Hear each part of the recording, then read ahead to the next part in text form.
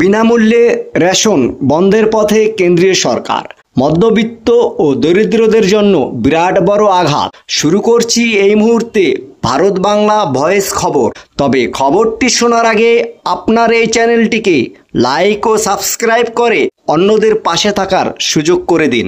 দেশের দরিদ্র এবং মধ্যবিত্ত মানুষের খাদ্য সুরক্ষা নিশ্চিত করতে বিনামূল্যে রেশন প্রদান ছিল এক যুগান্তকারী পদক্ষেপ। বিশেষত করোনা মহামারীর সময় এই প্রকল্প ৮০ কোটিরও বেশি মানুষকে উপকৃত করেছে। তবে নীতি আয়োগের সাম্প্রতিক রিপোর্টের ভিত্তিতে বিনামূল্যে রেশন প্রকল্প বন্ধের সম্ভাবনা নিয়ে চর্চা শুরু করেছে কেন্দ্রীয় সরকার। নীতি আয়োগ সম্প্রতি একটি রিপোর্টে প্রকাশ করেছে, যেখানে বলা হয়েছে নরেন্দ্র মোদী সরকারের আমলে 24,82,00,000 মানুষ দরিদ্র সীমার উপরে উঠে এসেছেন। এই তথ্যের ভিত্তিতে ৮০ কোটি রেশন সুবিধাভোগীর তালিকা থেকে ওই 24,82,00,000 মানুষের নাম বাদ দেওয়ার সম্ভাবনা রয়েছে।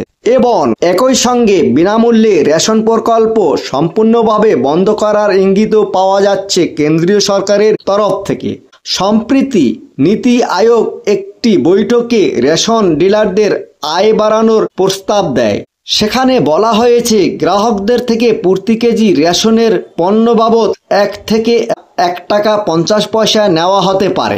আর এর মাধ্যমে ডিলারদের জন্য প্রতি গ্রাহকের থেকে ৫ থেকে ৭ টাকা অতিরিক্ত আয়ের সুযোগ তৈরি হবে।